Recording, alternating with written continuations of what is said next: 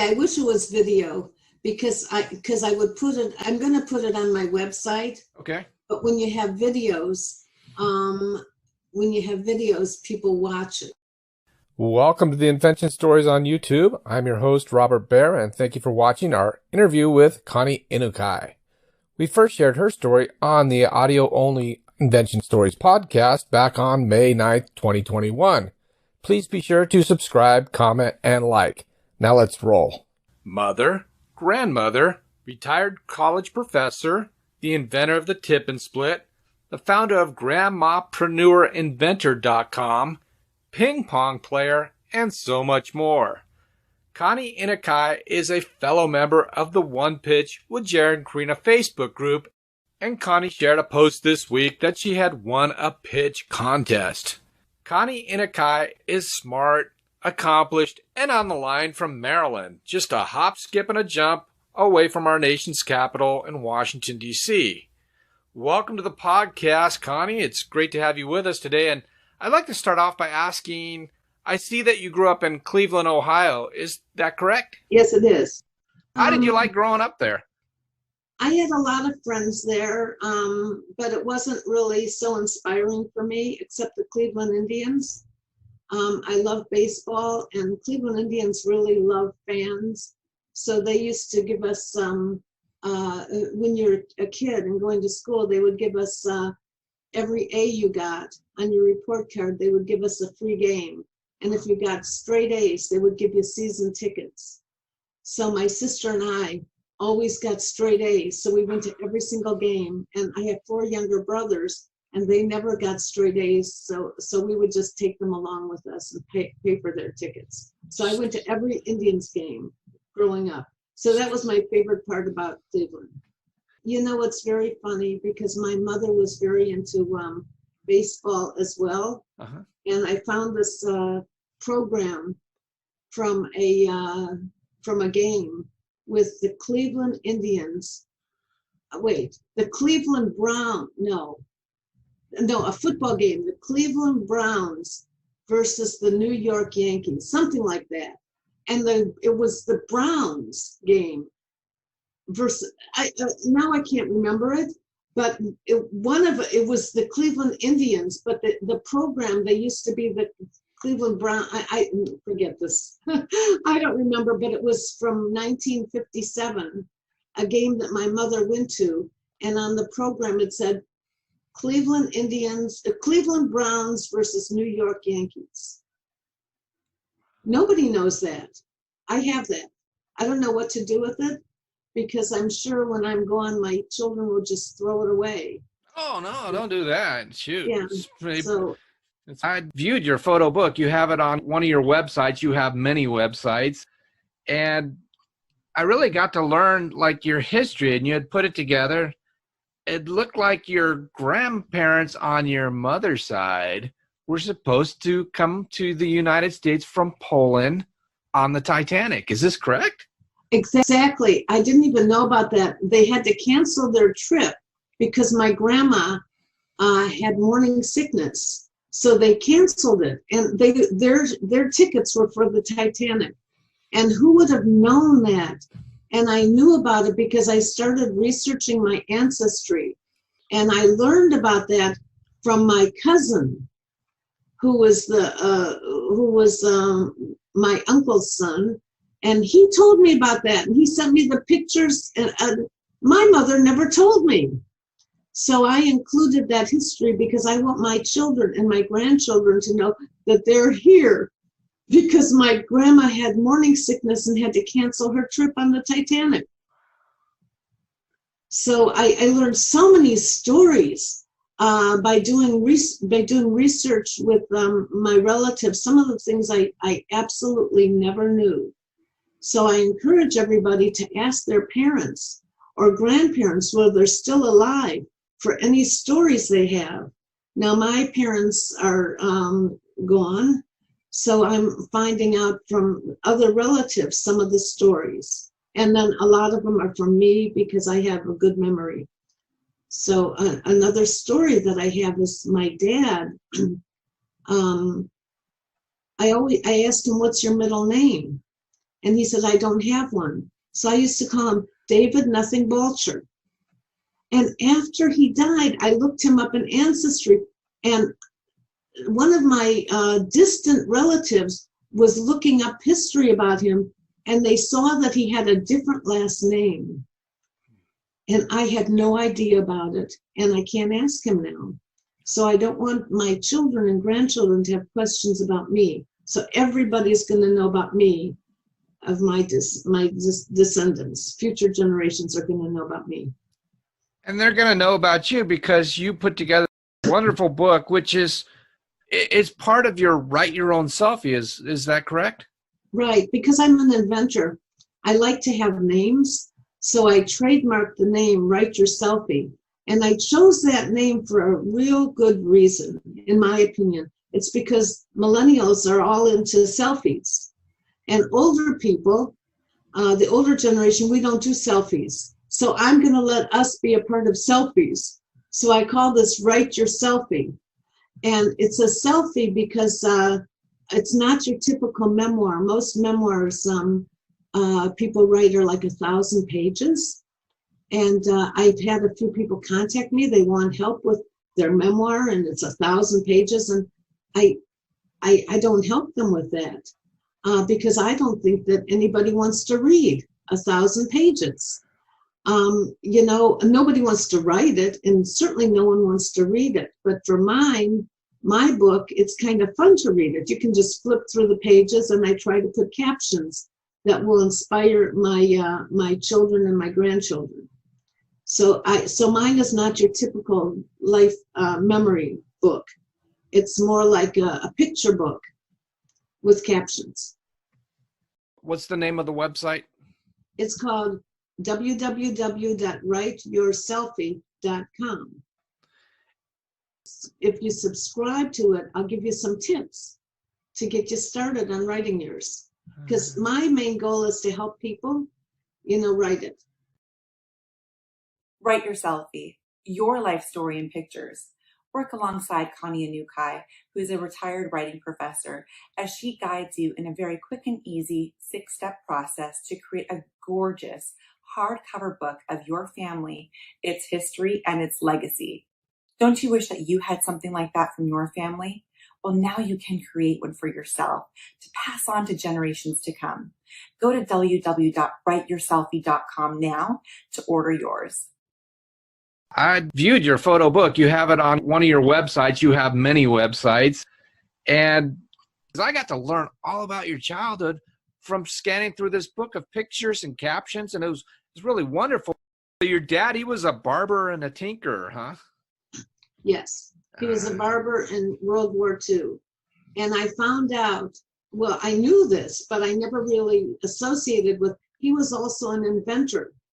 He just did tinkering all the time. And because he was a barber, he took a metal comb, connected it to an outlet, and so it would heat up. So when you would comb your hair, the comb would be hot. So it would dry it quickly and you could curl it because he was a barber. And this is like perhaps 65 years ago. He never got a patent. He never followed through with it. But I loved it. I was just a kid, and I used to be amazed with my dad's inventions. And they didn't have the internet then, so he didn't know how to get a patent or, but he would have made a fortune because this is way before, what is the brand, Conair? No, that makes these electric curling irons and stuff. My dad would have made a fortune, but he never did it, so I'm trying to do it. And I realized, I'm thinking about my life, and I'm thinking about, my goodness, my dad was an inventor, so now I'm an inventor. So I had the inspiration in me. And your mom, I read that she was actually working in law with her brother before she left it to marry your father, and she got divorced, having 6 children. And then began selling World Book encyclopedias door to door. Yes. When I learned that, I start to make judgments, and I'm thinking, well, first of all, she's not going to live when she's not going to be happy. I mean, leaving your husband when you have 6 children, that's a huge thing, especially back then. And then she's not just trying to get help or whatever. She's hustling. She's getting out there. She's selling World Book encyclopedias. That's got to be heavy, going door to door. So good for her. Well, I'll tell you, the reason she sold them is because somebody came to our house to try and sell us a World Book. And my mother, of course, couldn't afford it because she was a single mom with 6 kids. So she said, I really want to have it because I believe in education. And the sales rep said, if you sell 10 of them, I'll give you one. So she sold 10, and then she sold 100, and then she sold 1,000. And so she became the top World Book salesperson in the Midwest. Yeah, and she was a hustler. And she also, on the side, I remember these, I was just a kid. She also went to sort of like an extension school and updated her law degree. But she never followed through because she was so successful selling World Books. You know, and now that I'm older and people don't read World Books, my kids wanted to throw it away. And I can't because it's so much of a part of my upbringing, these World Books. So, you know, you can't even give them away. You know, the libraries won't take them, but I still have my World Book encyclopedia. My mother was also very, she could have been a very successful lawyer. I found a picture of her at her 50-year college law school reunion, and 2 of her former professors became justices of the Supreme Court. One was Justice Earl Warren. Wow. That was my mom's teacher. And Harry Blackmun was my mom's teacher. And it's very interesting because I have that picture in my book, My Life Story. And I have a grandson who lives with me, and he's 8, and he's doing homeschooling. And he was studying about the Supreme Court because of the trial that's going on now for the new justice. And so I brought him the picture of my mother, his great grandma. And I said, why don't you tell your teacher that your great grandma was one of the first female law students at the University of Minnesota. And her teachers were Supreme Court justices. So, you know, that's all in my book. For my 8-year-old son just loves it. He also loves the story of the Titanic because he got into the Titanic way before I started writing my book. And that wasn't the reason I wrote my book, but he's always so curious. He knows every detail about the Titanic, always YouTubes about the Titanic. So when I told him about my mother, my grandparents, he was very impressed. So that's why I wrote my book, because we all have stories to tell. Not all of them are so impactful, but one of my favorite stories is we used to go fishing when I was growing up, and we would bring home like 100 fish because there were 6 kids. We'd bring them home and my mom would have to clean them, and one of the fish was alive. So we put it in the bathtub and it lived for a few days, and nobody ever used that bathtub for 20 years. So I tell that story to my kids, to my grandkids. You know, it's just a lot of interesting things. They're not earth-shattering, but I want to leave those memories to my kids. It's a good memory to have. Let me ask you about your ping pong playing. Do you still play? You know, I was the first girl, with me and Nancy Eigenfeld, we were the first girls on the ping pong team because I loved playing ping pong, and they had only boys. So we said, can we join? So this is so long ago. And they said, yes. So I had so much fun. I got arthritis actually at age 15, juvenile rheumatoid arthritis. And so my arm cannot straighten, but I can still play ping pong. The only time I can't do it is if somebody knows my disability and they put a ball right next to the net, goes over right on my side, right over the net, I can't reach it. So most people don't take advantage of me, but I can't straighten my arm to get the balls that are far away. But I actually found a little ping pong group right before the pandemic. I was taking my granddaughter to a ballet class, And it was at a rec center, and they had a ping pong team. There was this one woman who wanted to play. She's Chinese. And we were about the same level. And it was so much fun to play ping pong. And they'd actually like to get back into that after COVID is over. Well, if you had problems with your arm, how were you able to play the violin? I played it all before my arm. My arm started getting really bad when I had I had a little problem, but when I had my first child, who's 42, I got a really big, severe outbreak of my arthritis, and I wasn't able to go to a doctor or take care of it. So I would be holding him in my arm all the time for months, and that's what happened. I couldn't move it, and it was too painful to move it. So my arm got stuck like this, but now I can do like this. Can you see that? Anyway, I can straighten it almost all the way. This is not on video, but I can't completely extend it. In high school, I saw that you were the Cleveland Heights class of 66 in January. Why were you graduating in January? Oh, that's so interesting. Boy, you really read my book. I went to Cleveland Heights High School, and we used to have, it was a big school, so they would have graduations twice a year, in June and in January, and it depended on your birthday. So we had smaller classes in January, and so I was in the cutoff date for the January graduation. Then they had one more class after us, and then they stopped that mid-year graduation. So I actually started college in the middle of the year, which was kind of difficult because everybody knew where everything was, and I was just roaming around getting lost. But I graduated in January. I saw that you were in the National Honor Society, you were in the choir, orchestra, student council, and you were the senior class secretary. So you're in this big school, and you're just dominating. You're doing really well. You're getting your straight A's. How did you get straight A's? Did you just try harder? Or, I mean, it sounds like your parents, or at least your mom, was really brilliant. So do you think like school came easy to you, or were you really competitive? Did you want to impress your parents? I'll tell you, I'm not that smart, but I'm a hard worker. I'm a really hard worker. But I had a sister who never saw anything except A's. So I had about a 3.6 grade point average, but she had a 4.0, and she was the valedictorian. So when I would walk into a class, they would always expect me to be the brilliant one. I wasn't. So I think I just tried hard. All right. I want to ask about Cedar Point Amusement Park. That sounds like a fun job to have. You did that in the summer for a couple of summers? Yes, I did. I loved it because I wanted to get away. And so I worked at Cedar Point, and I absolutely loved it. My first year, I worked at a ride called Cadillac Cars.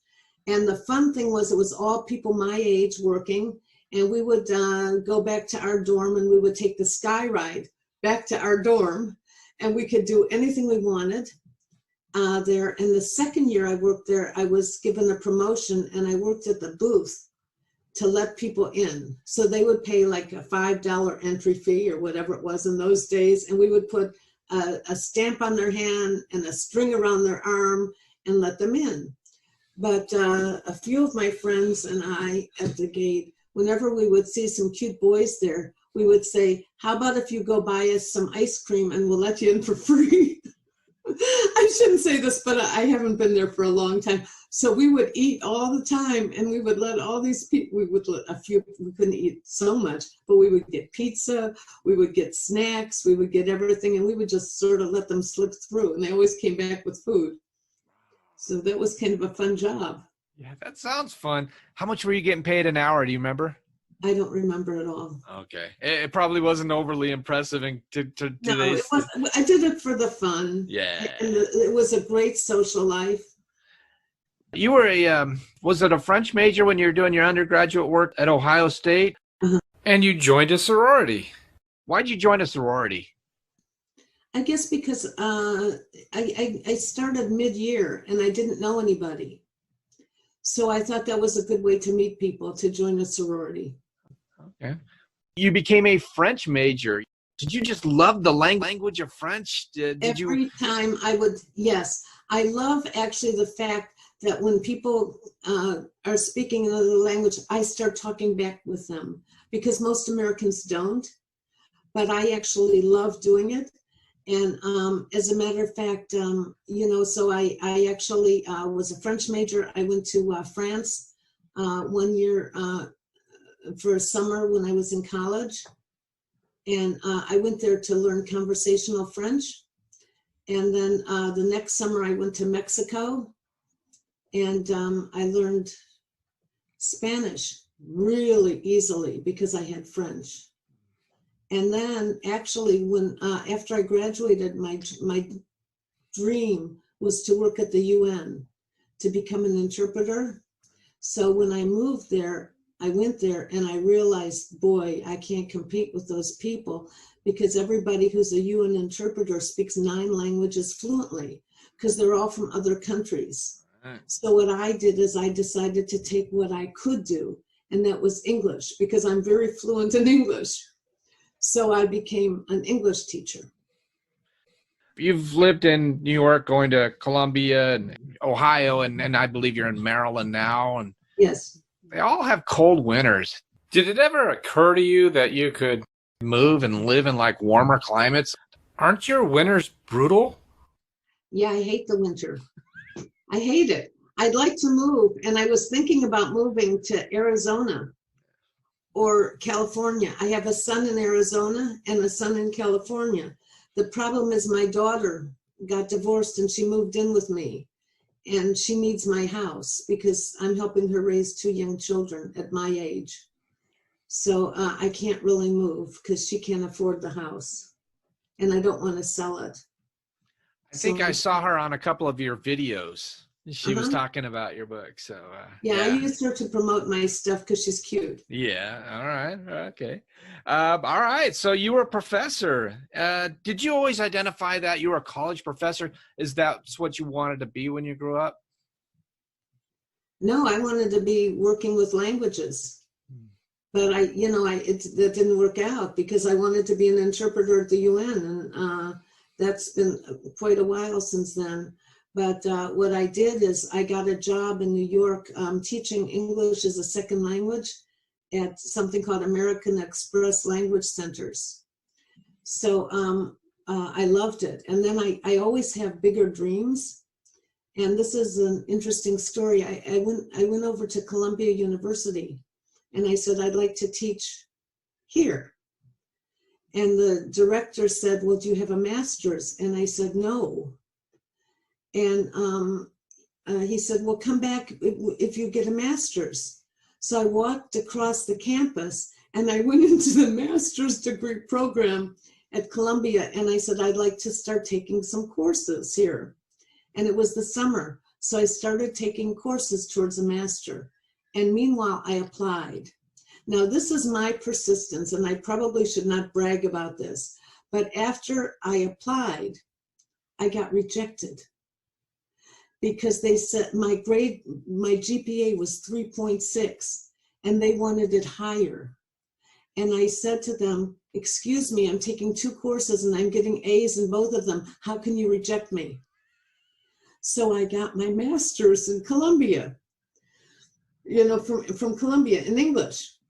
And so then as soon as I got it, it took me 1 year. I went back to the director of the program at Columbia and I said, okay, I've got my master's now. Will you hire me?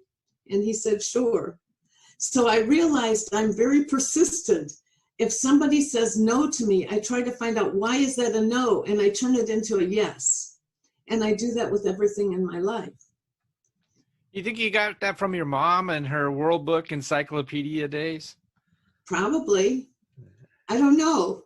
I have no idea. I never asked her. Because some people, they get a no, they're wiped out. It's over.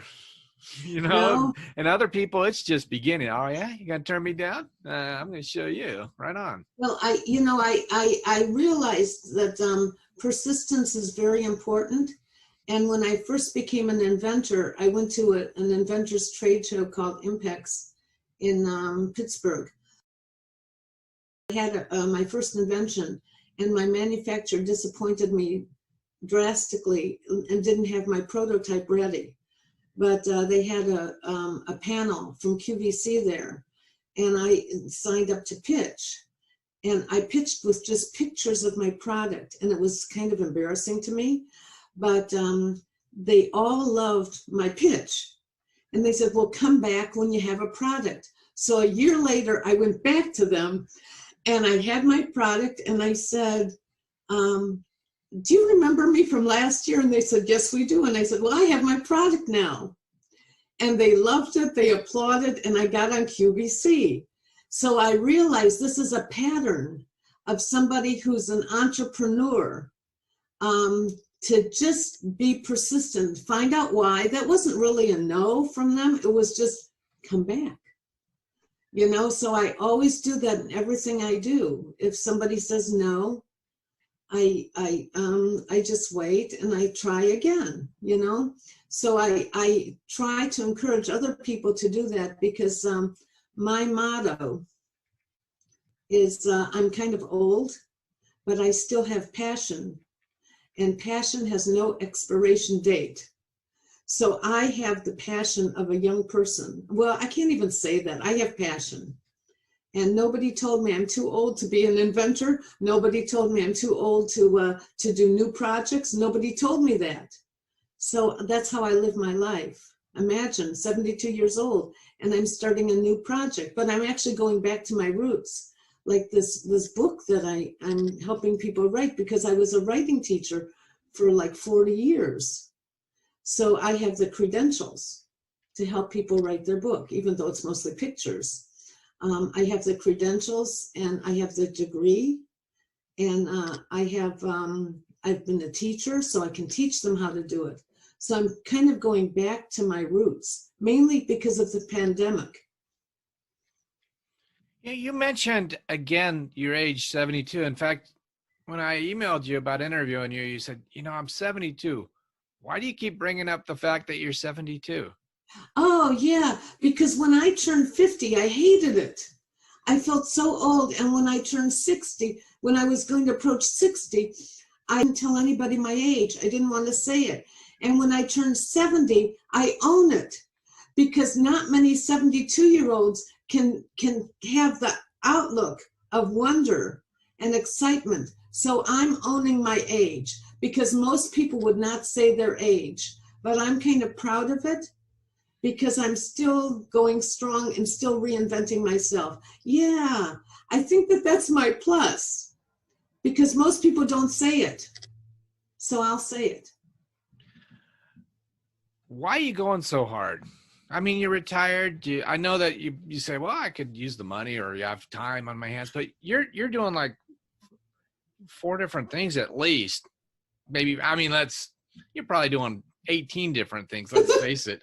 I mean, you've got your tip and split, which we haven't even got into. And then you've got your book. You created a book, How I Got My Product on QVC, The Today Show, and more in retirement. It's all about the buzz. You got Grandmapreneur. You write your own selfie. You're helping raise your grandchildren. Why go so hard at this point? You know, the main thing that I do is raise my grandchildren. I have to tell you, they come first, because they live with me and I love them and I want to give them everything. And I'm trying to teach them some good values in life. But why am I doing it? I think it's because I can. And I taught for so long. I was a college professor, and I taught college seniors in engineering and computer science how to write effective reports. And I taught them how important grammar was, and how to be succinct, and how to get their word across so that they would become well known in their fields. And I always encourage them to find a career that inspires you. And right towards the end of my teaching, I came up with the idea of tip and split. And I was inspiring all these students, but I figured, okay, Connie, now it's time to inspire yourself. So I had to retire. So I retired at age 68 because I had so many things that I wanted to do. And I started while I was teaching, but that teaching takes a lot of time, especially if you're teaching writing. I don't know if you went to college, but if anybody went to college, you know how you pull all-nighters to get your work done. Well, that's for 4 years, maybe 5, maybe 6. I was pulling all-nighters for 40 years, like about 3 days a month. I would stay up all night to grade reports.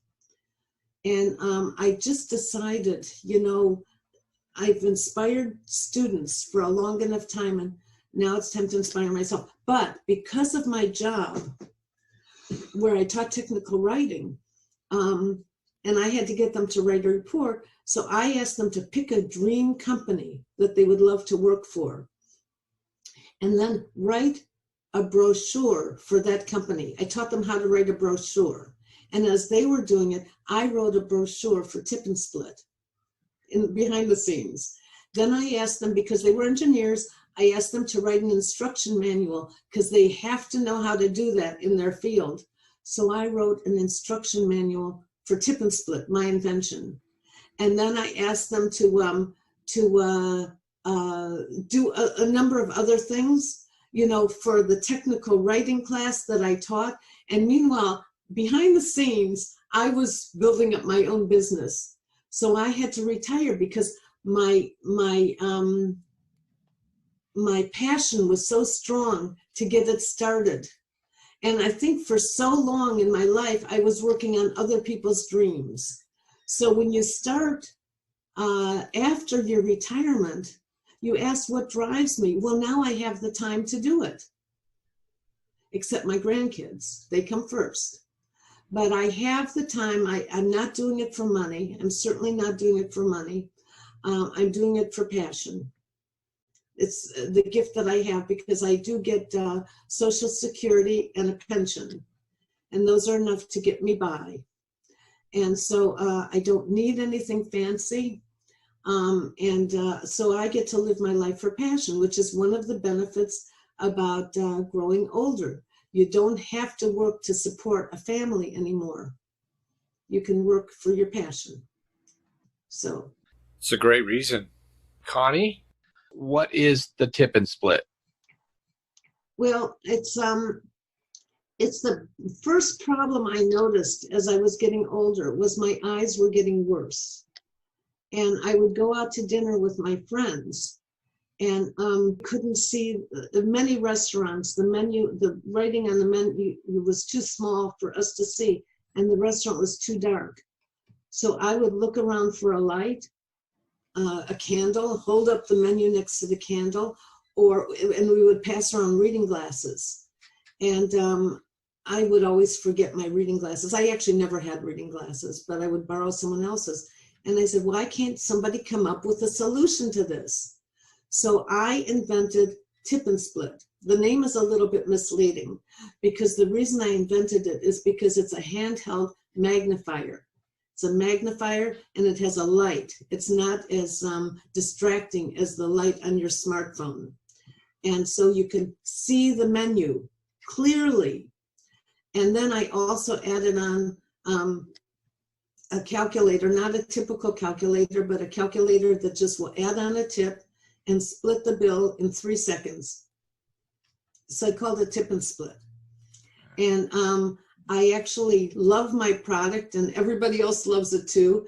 I think I'm running into a little bit of a problem. I haven't really been promoting it recently because of the pandemic. I do not encourage people to go out to eat in restaurants right now, which is why I'm focusing on Write Your Selfie.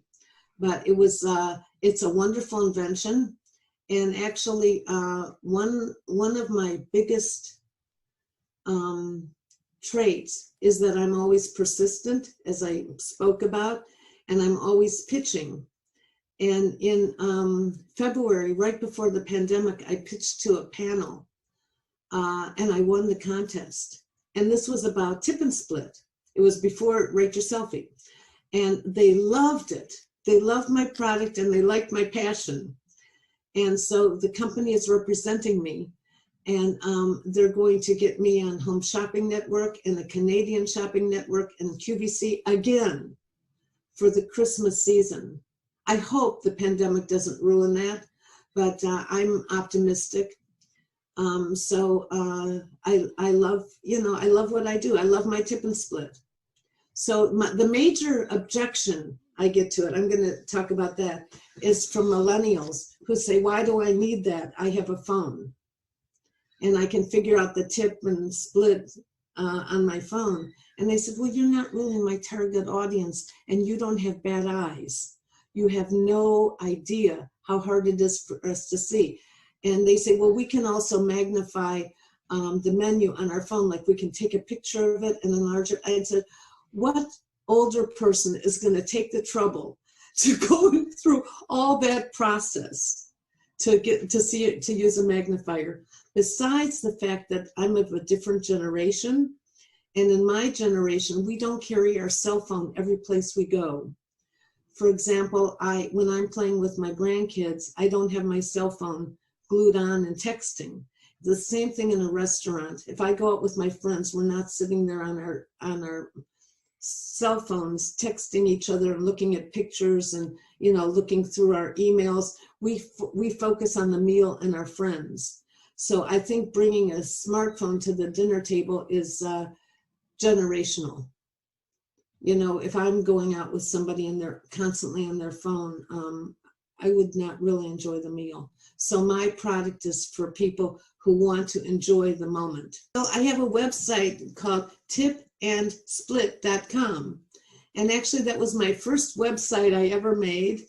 And then I had Write Your Selfie, writeyourselfie.com. And so then I created a new website, which is like an umbrella, and I call Grandmapreneur.inventor.com, where you can find tip and split and Write Your Selfie. And by the way, I wanted to call it Grandmapreneur.com, but the web, to get that name, I have the trademark on the name, but in order to get that domain, they wanted me to pay $3,000 to get Grandmapreneur.com. So I just said, okay, Grandmapreneurinventor.com. So that's my umbrella where you can find how to get a tip and split, how to do your write your selfie. And on Grandmapreneur, I'll have this interview because I have all my speaking engagements.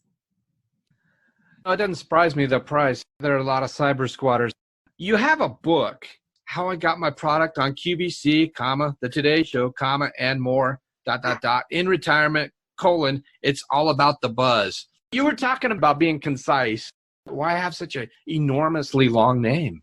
I think the reason I chose that name is because I wanted to be a speaker at an event.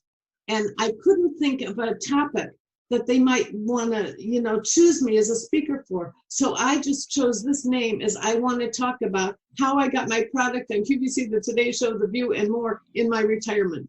It's all about the buzz. And it worked. So that was the name of my book. And it is only 25 pages long. And actually, if you want to read it, if you sign up to Grandmapreneurinventor.com, when you subscribe to that, you get my book for free. Anybody who does that. Because one of the things that I don't know about is I'm not great at marketing in certain aspects. I have zero mailing list. No, I have 10 people on my mailing list. I just don't know how to get people. So I'm trying to build my mailing list. And I don't even know what to do with it when I get it. So I'm going to just tell people, sign up, subscribe, and then I'll figure out what to do with it. I'll probably send out, messages every once in a while. But they can read my book, and I give great buzz tips on how to get publicity. Because one of my big things that I talk about is that everybody's trying to take your money to get publicity. And I've been guilty of hiring people, and I've hired people after I got all my publicity by myself. And but I've paid money to publicists, and it's kind of sad because they've gotten me zero. And actually my son, he's controlling my money for me. And I told him, I think I'm gonna hire somebody. He says, don't do it, Mom, I've got a better idea. Why don't you get this book, How I Got My Product on QVC, The Today Show, The View, and more in retirement, and read that. Don't bother hiring somebody else. So I'm going to be speaking next week at a conference in Delaware, and I'm going to be talking about how to get publicity. And the person who asked me to speak, I met her at an invention meetup group from my area. She used to live in the DC area, and she just loves the idea of everything. So I'm going to be a speaker about how to get publicity. So she contacted me like a few months ago. I was out of the blue. You know, she moved to Delaware and she's running this conference. So you never know, like, you know, I'm doing it for free. I do everything for free, but I just love to help people. So my next book I'll do is my new book, on my Write Your Selfie is called "This Is My Life." That's short, but that's not for sale. That anyone can see it. Looking back, you were a professor for like half your life, and when you look back on it, what do you say that you enjoyed the most about it? Being a teacher, I just loved meeting students. I loved inspiring students. What I would do is, I remember this one class where I put people in groups halfway through the semester so they can learn teamwork and they can come up with a group project. And I had 3 people who were totally non-students. So I put them in a team together. They never did anything. I put them together. They wrote the most dynamite report. And on the cover of their report, they had a picture of the 3 of them holding hands. And on the last day of class, they had to present their report. Everyone comes in jeans and a sweatshirt. They came in suits. They were so proud of their work, and I was even more proud of them. And I liked giving them a different look because the course I taught was a dreaded course, a technical writing. Who wants to take that? So the first day of class, I would say to them, how many of you are graduating seniors? And they would all raise their hand. I said, can't put it off any longer, can you? And I got them inspired. So that was my favorite part. I have so many examples of people who absolutely hated writing, but it's a necessity. Anybody can become a good writer, anybody. So I like to teach that. So I liked it, but it was very time consuming. Well, I want to thank you, Connie, for being our guest today on the Invention Stories podcast. But before I let you go, I'd like to ask you one final question. That is, and you probably get asked this a lot, somebody listening has an idea for an invention. They don't know anything about the inventing process or what to do, how to start, where to go. And they ask you for your advice. What advice would you give them? So, if I had to do it again, first of all, if you have an idea, you know, the fact is almost everybody in the world has an idea in their head. Just very few of them proceed with it. So I would say Google your idea, see if it's been invented or not.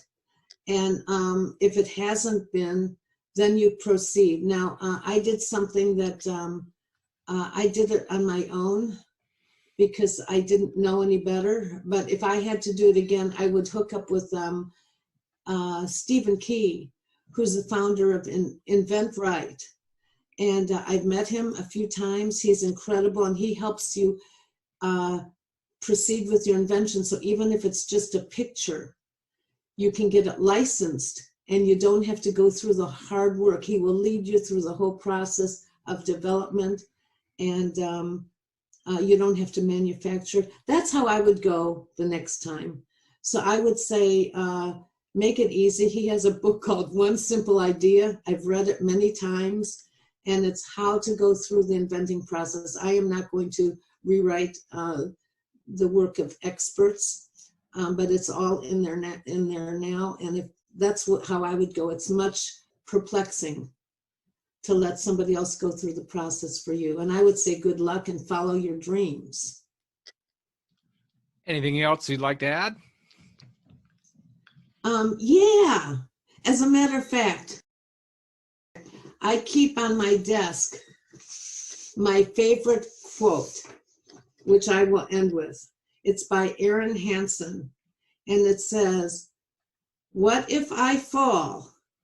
Oh, but darling, what if you fly? So you should think about that. That's a quote that sits on my desk every day. So just try it. You know, we're all going to fall at some points, but if you don't try, you will never succeed.